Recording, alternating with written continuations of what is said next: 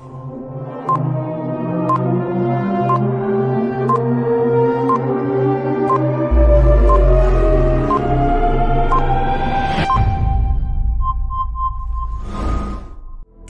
my brothers and my sisters, as we embrace this urgency of creating the beloved community, now is the time to be love. Love means understanding, redemptive goodwill toward all, which seeks nothing in return. So be love by implementing the demands of justice to eliminate the school to prison pipeline that has so many black children entrapped. Be love by correcting voting policies that seek to suppress the votes of millions of black and brown people. Be love and implement the demands of justice by transforming a society that is disproportionately violent toward black lives, including black transgendered lives and indigenous lives. Be love and correct false narratives and economic policies that continue to divide and pit poor and working class black and white people against each other.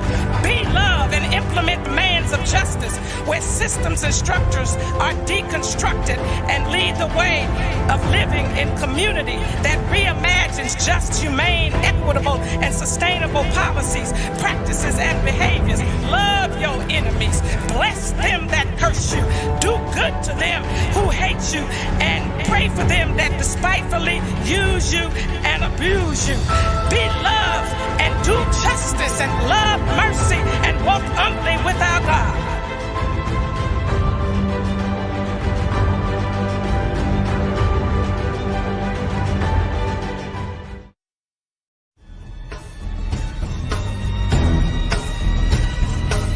Beloved Community Talk.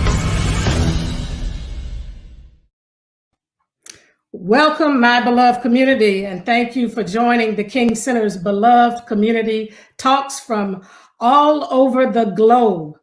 I believe that today's talk will be a powerful start to a very necessary conversation that we as a nation and individuals need to have on the power of unlearning.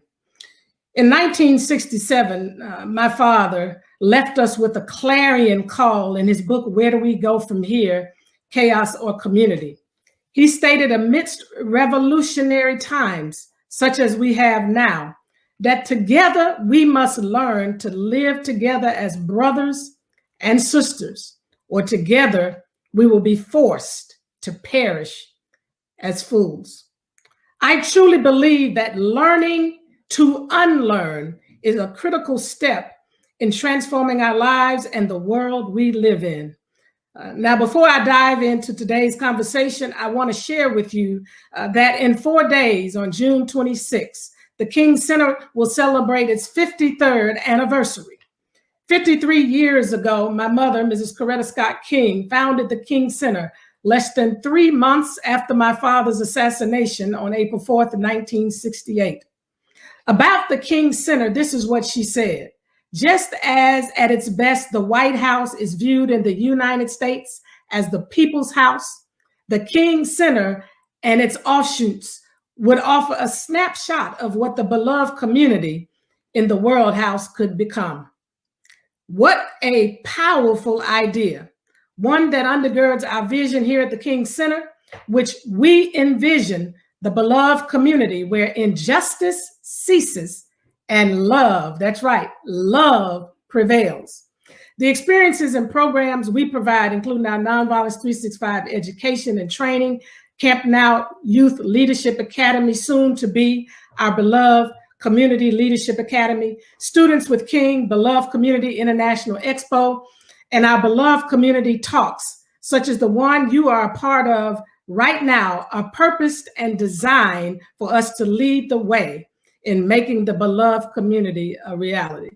As my mother said, the beloved community is a realistic vision of an achievable society, one in which problems and yes, conflicts do exist, but are resolved peacefully and without bitterness. She also stated that in the beloved community, caring and compassion drive political policies that support the worldwide elimination of poverty and hunger and all forms of bigotry and violence.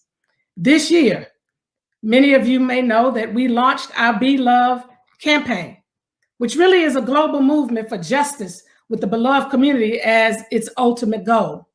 Be Love includes a virtual Be Love training series and a virtual nonviolence training series. We hope you will join us in this Be Love movement by visiting thekingcenter.org and taking the pledge and then signing up for our trainings. In addition to Be Love, we continue to call people up. That's right, up, not out, to higher places, to nonviolent, constructive, strategic conversations as modeled by our beloved community talks. Beloved community talks are courageous conversations, purpose to yield compassionate, nonviolent action that creates the beloved community. Today, I'm excited for this particular beloved community talk about the power of unlearning. I'm joined by a guest who is influencing the world with her art and with her heart for humanity. I'm thrilled to have Lady Gaga, Grammy Award-winning recording artist, join me for the first of what will be a two-part conversation. I hope you will join us next time as well, and we'll tell you more about that at the end of this conversation. This past January, during the King Center's Beloved Community Awards, we presented Lady Gaga with the Yolanda D. King Higher Ground Award. I was, of course, very moved by her remarks about her personal journey and her willingness to admit that she had to unlearn some white supremacy ideologies.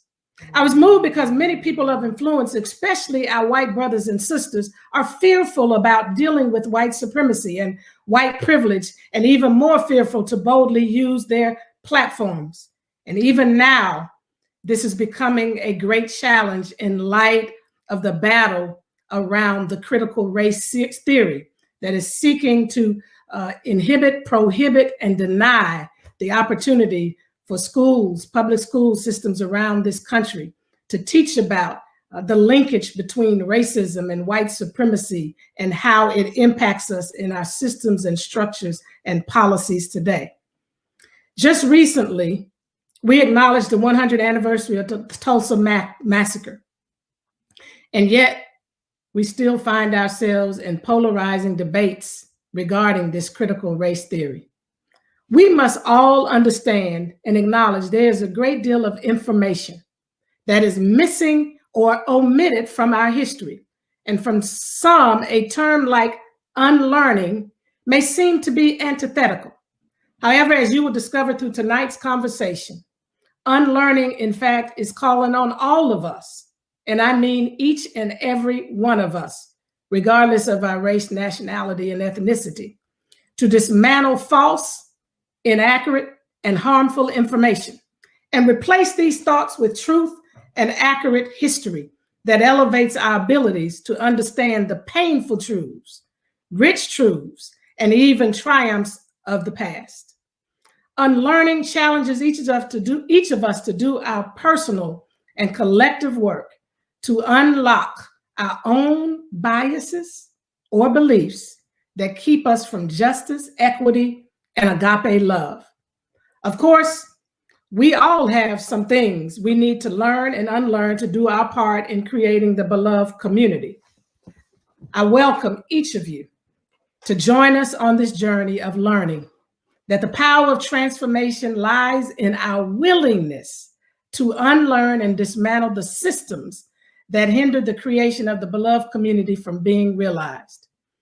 So now let us dive into tonight's conversation as we share a bit of Lady Gaga's incredible journey to unlearning that she shared earlier this year during our Beloved Community Awards. I believe the beloved community is possible when and if people who look like me, other white people, commit to something I call unlearning. In my core, I feel that I am you and you are me. We are each other. Honesty and kindness are values I live by every day, and it is with these values that I want white people to know that tonight, as I talk about unlearning, I am speaking to you. Black Lives Matter. Black life matters. Blackness matters. Black joy matters. White people, I believe that Black life represents the best of our nation. And as white people, I believe we have a responsibility to unlearn, to accept the honest truth about the history of our country, admit that white supremacy makes us unhealthy, and change our own behaviors to contribute to a world where freedom is real for everyone. White people, I believe we must right our wrongs without shame. We must change our actions, and we must do this for ourselves. This is just one of our roles in the beloved community. Wow, that was powerful, that was poignant, and that was potent. I want to take time now to welcome Lady Gaga. Hello, Dr. Good evening. King. Thank you. Good evening. How are you? How are you feeling today? I'm feeling good. How are you feeling? I'm feeling good. I'm happy to be here.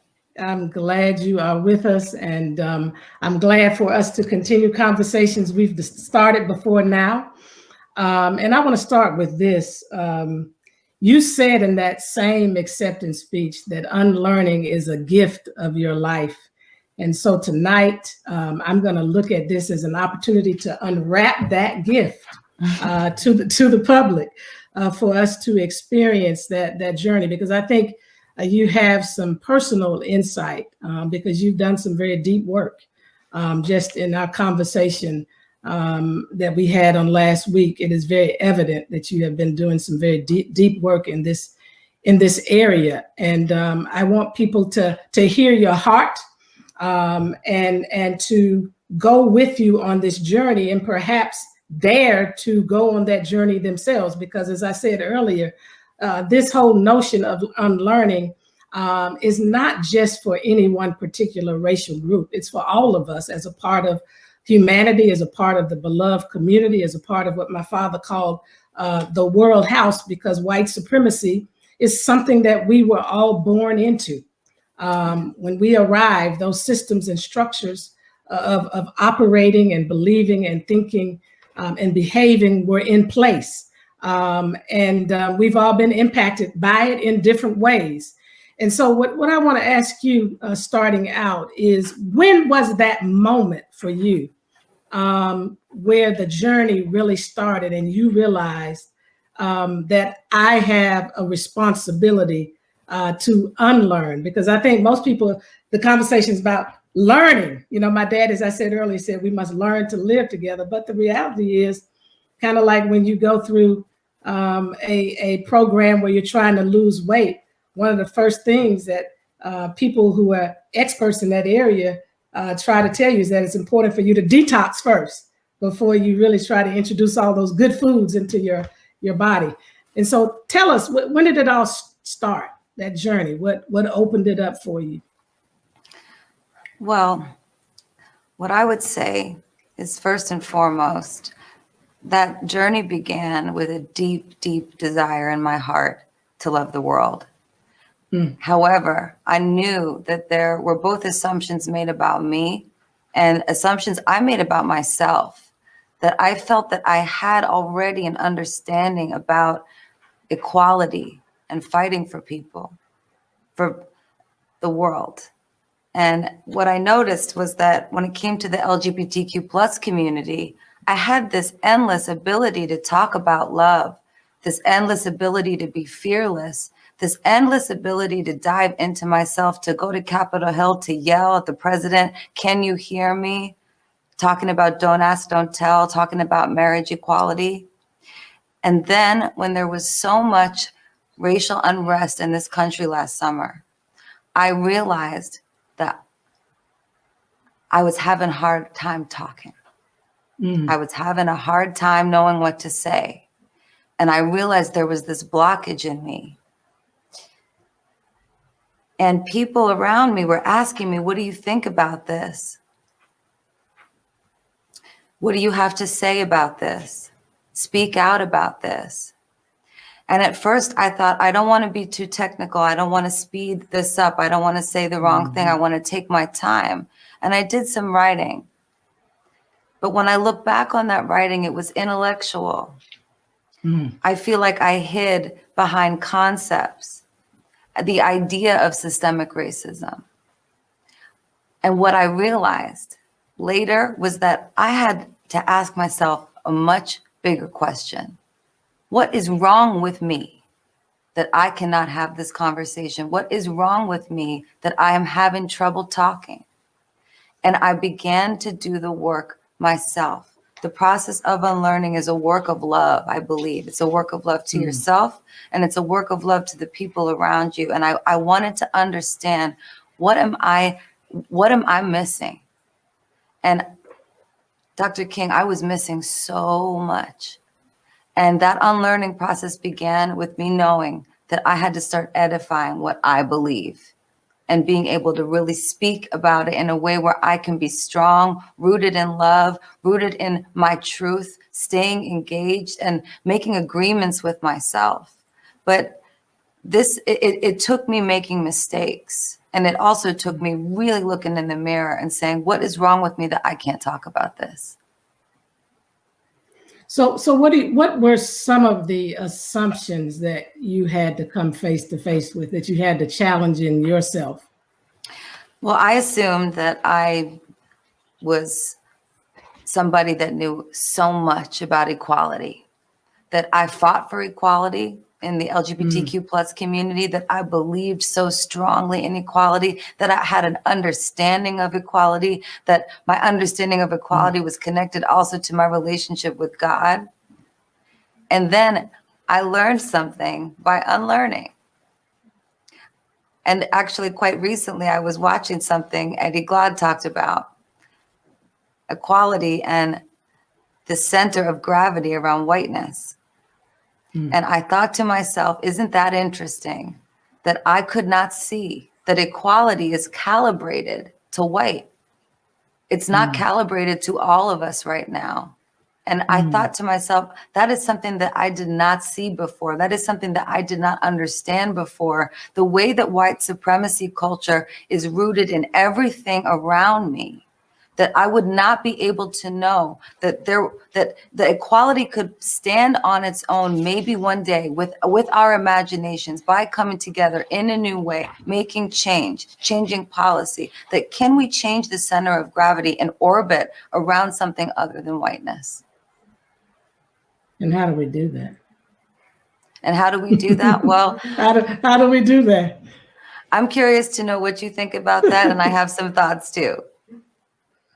Woo! Well, I mean, you started on the journey. I mean, it's this whole unlearning and getting in spaces of uncomfortability, and exploring something new and different, that many people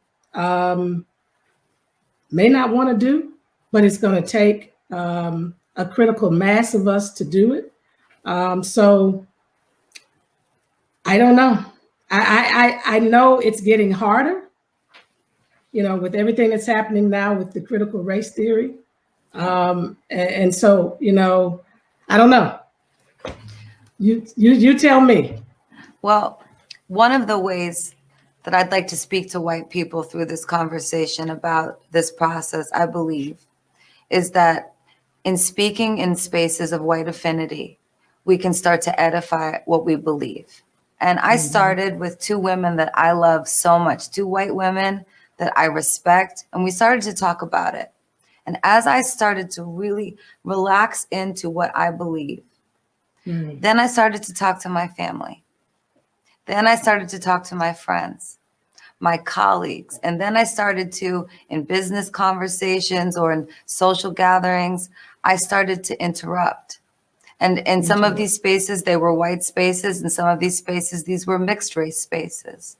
But for me, that concentric circle of you, where it starts by changing your insides first and then working outwards to share your story, share your journey with others, I believe that's just one of the ways that we can be a part, white people, of building the beloved community, by making it our responsibility to use our white power to unlearn.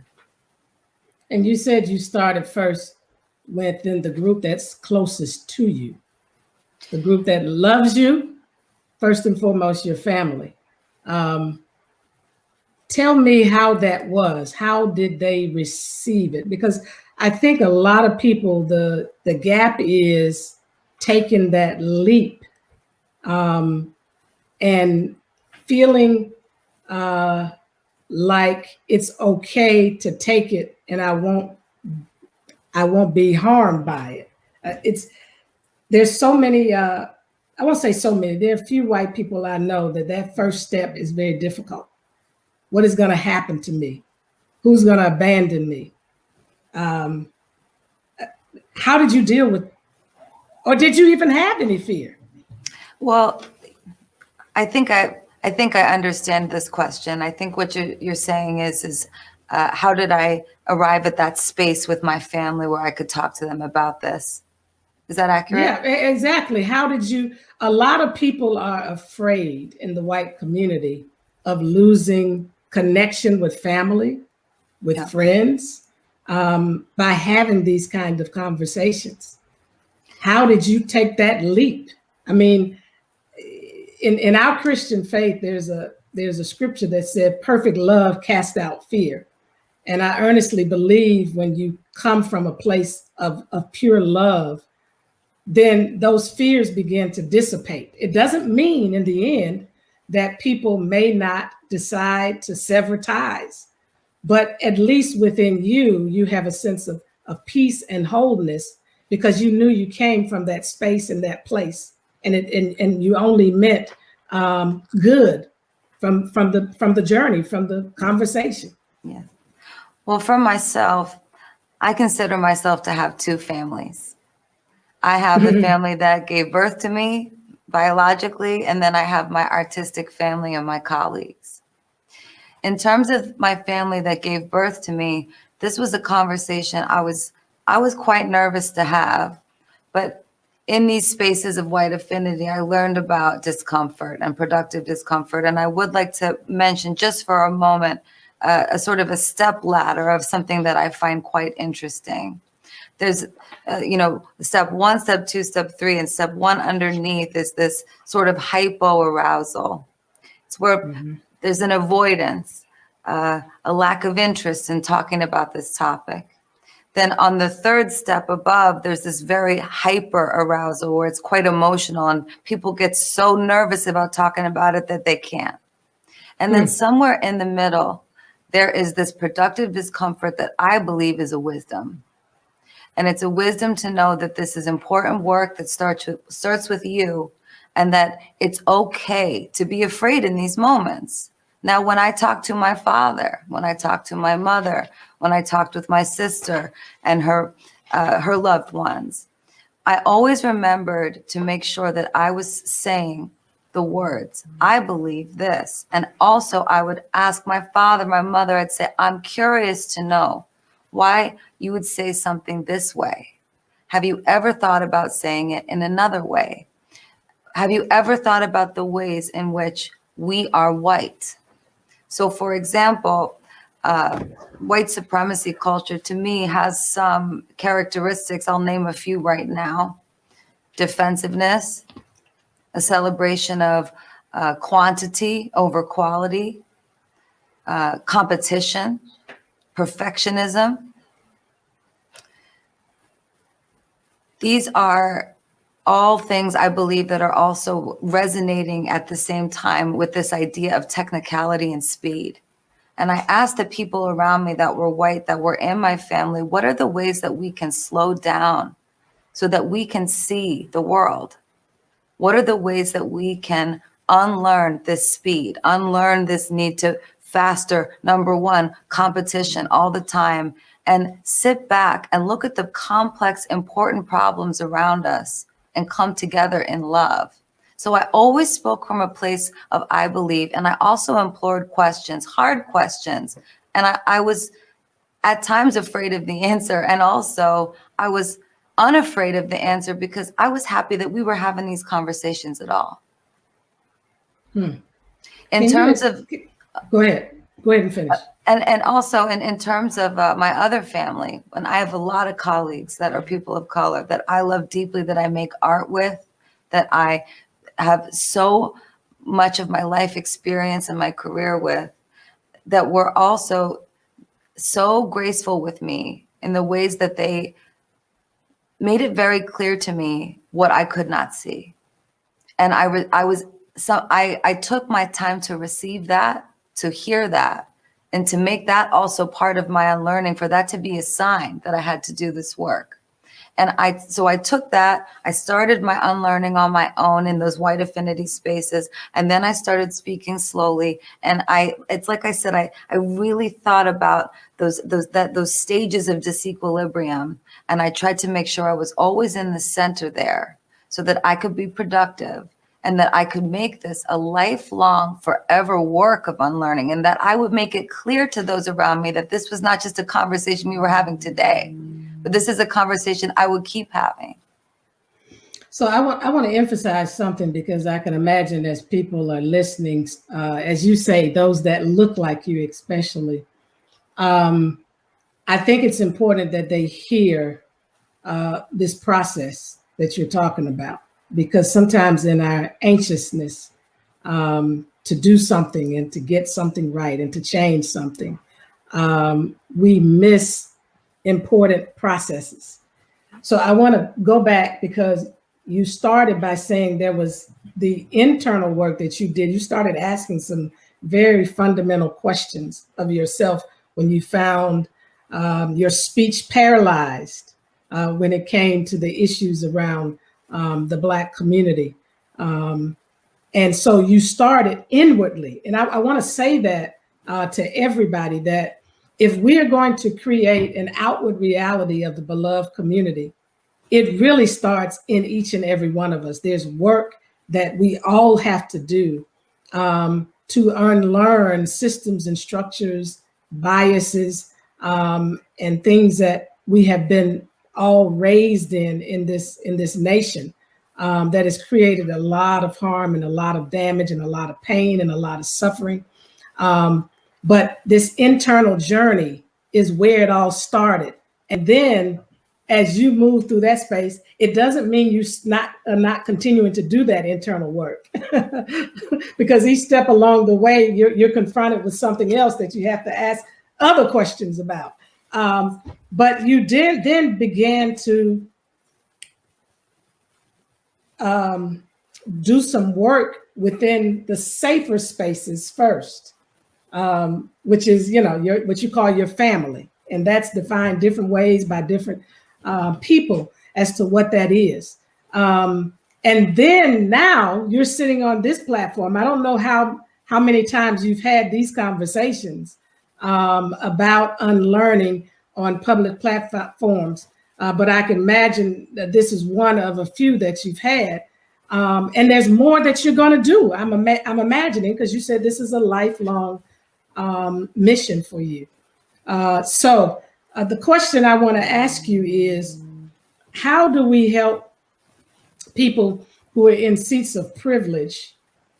And that can be in many ways, but seats of privilege, who may not be aware of the things that they need to learn. What is your advice to them? Well, speaking to white people, my advice to them would be to look inside yourself and also look around you and try to understand the ways that white supremacy culture is at play all the time. And I mean, when I say all the time, I mean, I do this every day, constantly. I am always keeping my eyes open. Unlearning gives me new eyes to see the world. And when I see it, I point it out, and I can point it out to myself first and say, okay, I saw that, and reflect on that moment. And then I start to notice these things happen, and I start to speak. But what I would say to people of privilege that are white, that I would really, really encourage you to do some deep, deep unlearning on the ways that you collude with white power, with white supremacy, in business, in work, in the way that you do or do not talk about these issues. I would implore you to edify what you believe. And you know, I'm trying to think of a concrete story, because I feel like through stories, sometimes I can answer these questions better. When I sang the national anthem at the inauguration this year, the day before, I went to see where I was going to be standing. And I walked in with a bulletproof vest on because we were nervous about being in the Capitol. Yeah. And somebody said to me, "Would you like to see the Capitol today?" And I said no, because I wanted to get in and get out. And then I went in and I saw where I was going to stand and sing. And I was finished with the walkthrough of the show, which was a beautiful day. But as I was leaving, I stopped myself. And I said, "Why did you say no, that you don't want to see the Capitol today?" And it was because I didn't want to see the place where the insurrection had taken place. And I went back to that woman that asked me, and I said, "My apologies. I'd like to see the Capitol." And then I walked through the Capitol like a detective. And I looked for evidence of the truth, because we see these things on screens, right? We witness these things on the news. But to be there in person, I was afraid. Dr. King, I knew in that moment I was avoiding this issue, and I stopped myself and I said, "Don't avoid it, go look at it and go be with it." And guess what I did? I just walked through and I searched until I found, they told me, "You won't find much. We've cleaned up most of it."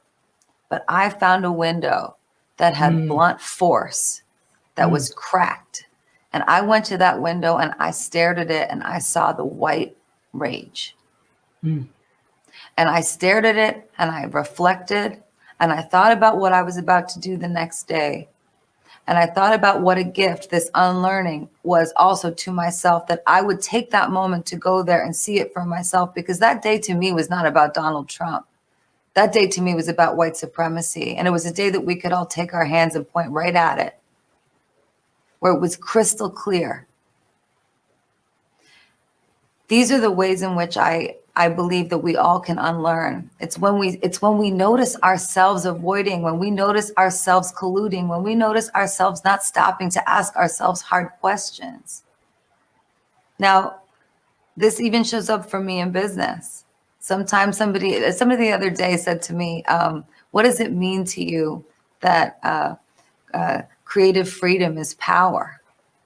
And I found myself, while I was talking to them, thinking about what power meant to the person that was talking to me, what power meant to me. And I said to them, "Well, I want to be clear that we are celebrating earned power and not unearned power." Right. And yet, while I was saying that, I also continued to ask myself, is that the right thing to say? Is that the right way to frame this? And also,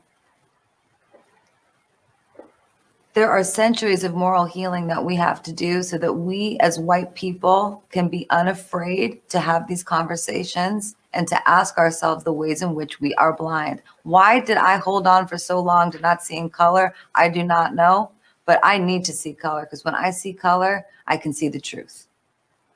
Yes.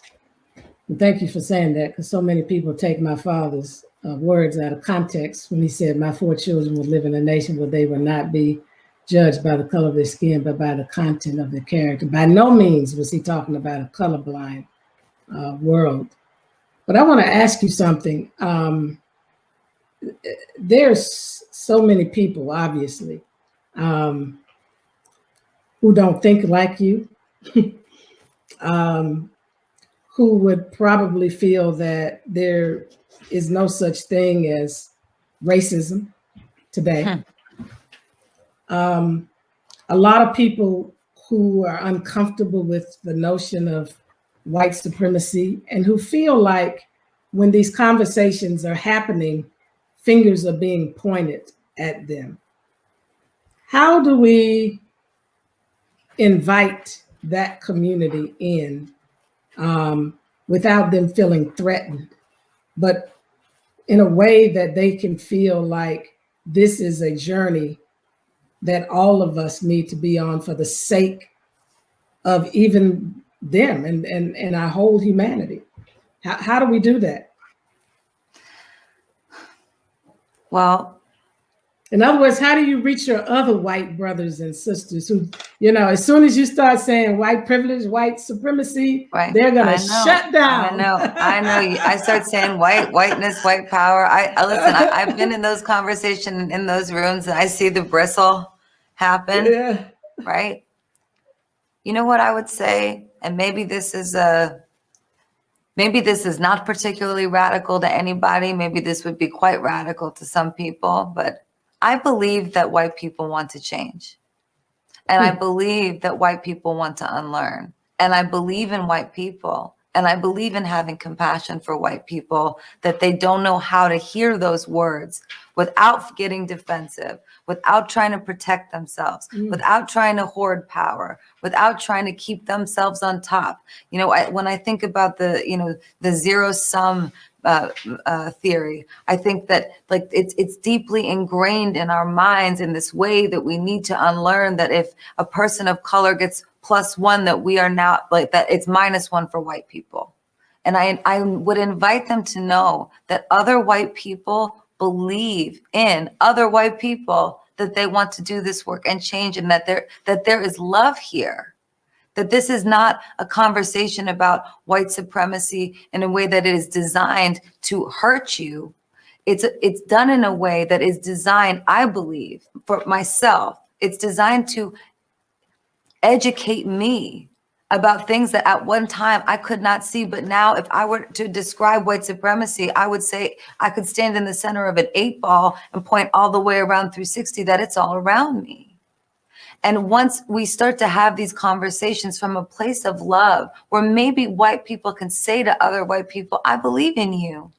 I believe you want to unlearn. Because I've got so many white friends, I'll tell you, that white folks, that I can feel them, that they want to be able to talk to me about it, but they don't know how. And very often I feel myself saying to them, I know how much you want to unlearn.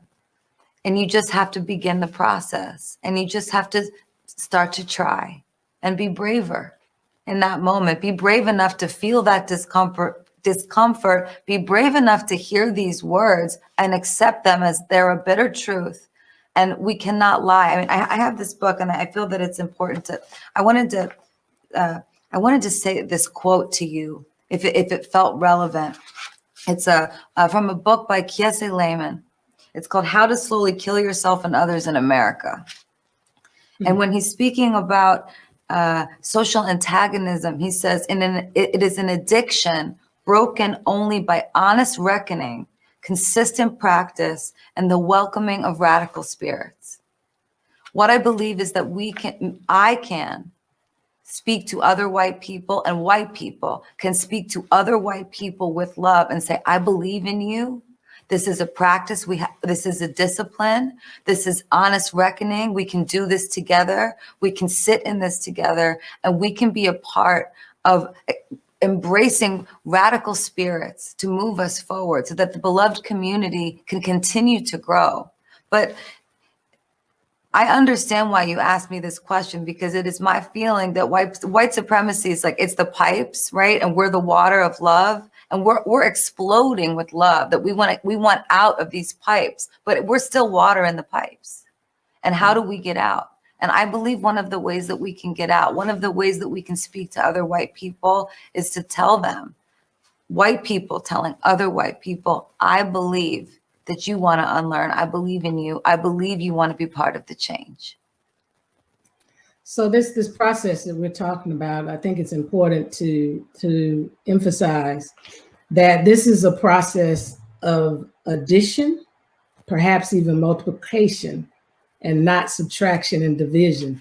I think that there's so many people who feel like by opening up this world where we all can see each other and value each other fully, and create a society where there is equity and there is a sharing of resources, and people are treated with dignity and respect, and that justice can be a reality, that we are actually adding to humanity and we're not subtracting, taking something away. And I think that's what people hear oftentimes, that if I say anything about white supremacy and I start moving away from these notions, that I am subtracting from me. And we have to help them to understand that that's not what's happening at all. So let's talk about that. These are, you said it, everybody has said it. These are social constructs that we have created. Humans, we've created. And so we collectively, and there's constructs that all of us have participated in some way or another. And this is somewhat of a risky statement to make, but believe it or not, if everybody in the universe addresses their own personal biases, in, let's just say, even Black people, a Black person in power without us addressing these social constructs can actually perpetuate white supremacy through these racial systems, because we as humans have to undo these systems that we have created based off of this notion of superior and inferior. My question is, do you feel from the bottom of your heart that we not only have the power, but that we will deconstruct white supremacy in our lifetime? That's one whole question, Dr. King. In our lifetime. And I know, that's relative because we don't control when our last breath is, but in terms of lifespan, you get. But I believe I understand what you're asking me. And this is what I believe. I believe that if we operate on that level that you're talking about, that's that unconscious competence. That's the ability for us to open our minds to knowing that when white is at the top all the time, that we are missing out on life. When equality is not equal because it's always calibrated to white, that we are missing out on the world. We are missing out on so much humanity. And we're living in this space, and we're missing it. It's like the cultural iceberg, right? We're up here and we're missing all the depth. We're living on the surface. And what I would say is that I do believe that there will be a day, someday, that we walk hand in hand, eye to eye, with humility and hope,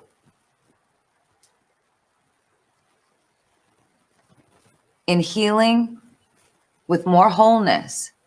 But this only can be done if white people and other people that look like me begin this process of unlearning and make it a lifetime effort, so that we can see it in this lifetime, so that we can understand that when we have that white power, when we have that white privilege, we need to use that power and that privilege to educate ourselves and educate other white people.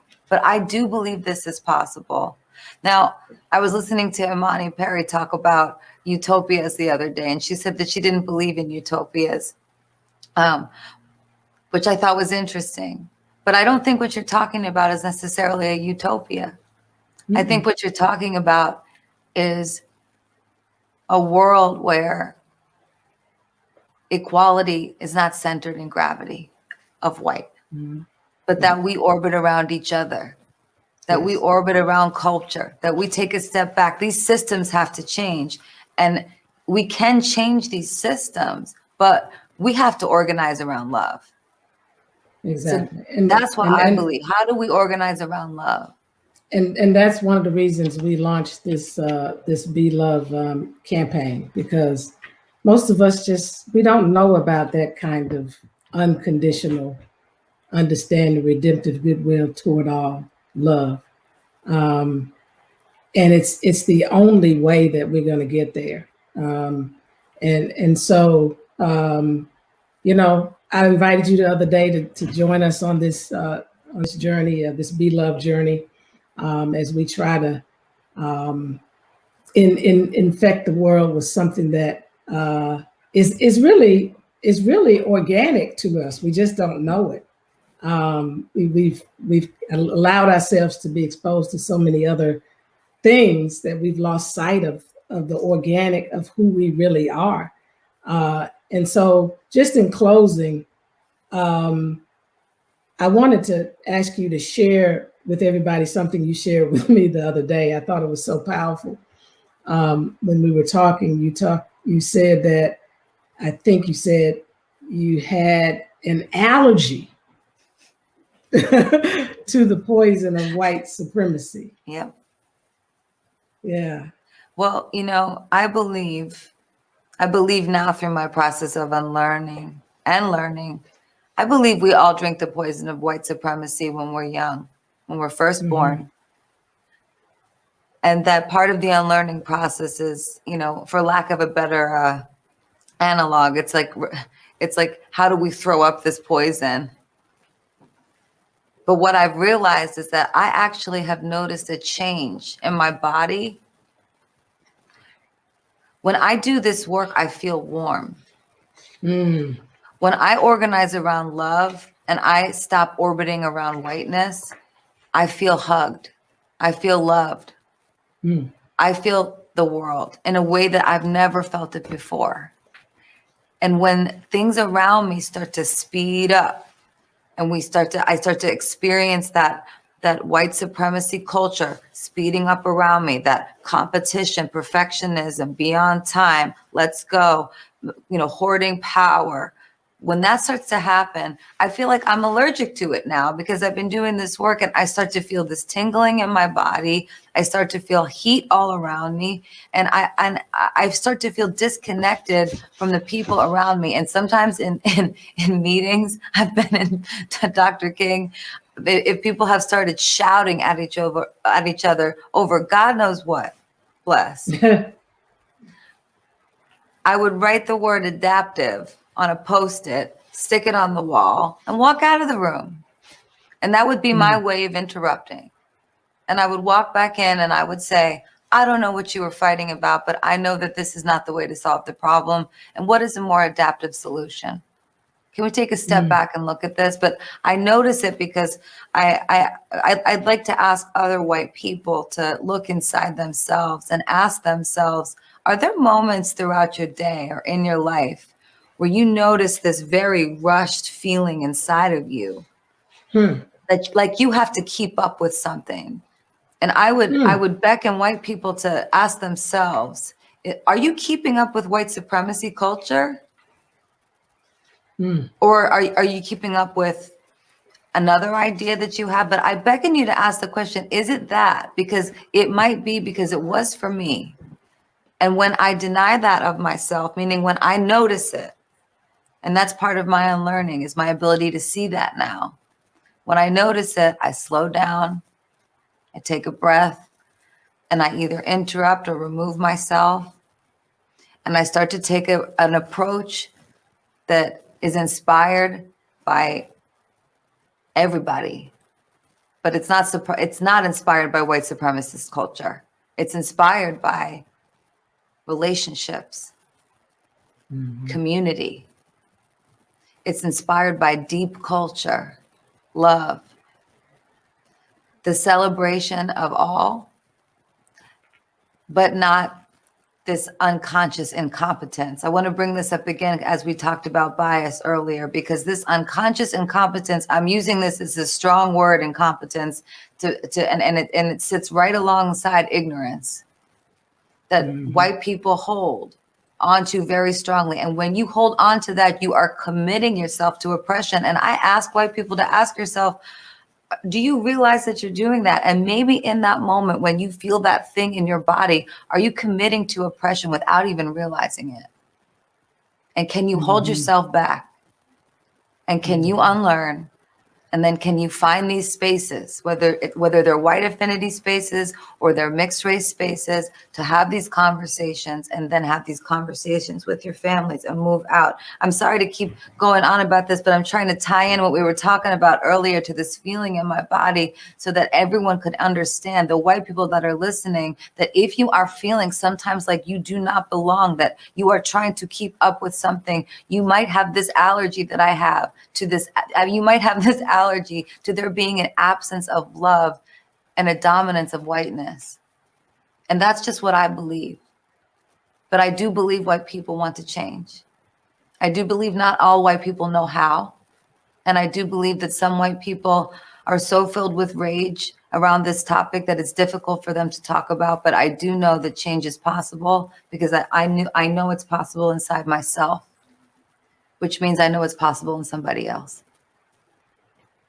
Wow, this is oof. There's been a lot to chew on tonight, and as you were talking, I thought about my father's words that there's nothing in all the world more dangerous than sincere ignorance and conscientious stupidity, and you're talking about a liberation that frees the world. It's not just about white people going on this journey to get themselves straight. It's about what Daddy said as perfect. I think he even said perfect love is justice concretized. It's this journey where, as you open up yourself to be a vessel for love to flow in and through, you become this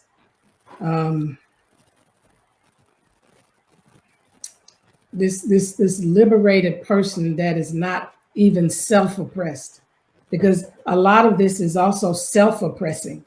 If it's true that white people do want to unlearn and don't know how to, I think there's some people in the Black community who would say, I don't know about that, because they've seen such rage and unrepentance in so many, especially in so many officers' faces, to some of those on Capitol Hill who are holding hostage, important pieces of legislation. This journey of unlearning can't come quick enough for many people. But the most important thing is that the space where you are and the influence and the power that you have in your platform, hopefully, will begin to plant important seeds so that people can begin to not just theorize, as you call it, performative anti-racism. Yes. And they move sincerely to this space where they are implementing out of love the demands of justice, as Dad said, and using love to correct everything that stands against love, legislatively, conversationally, as you did in that room where you put adaptive.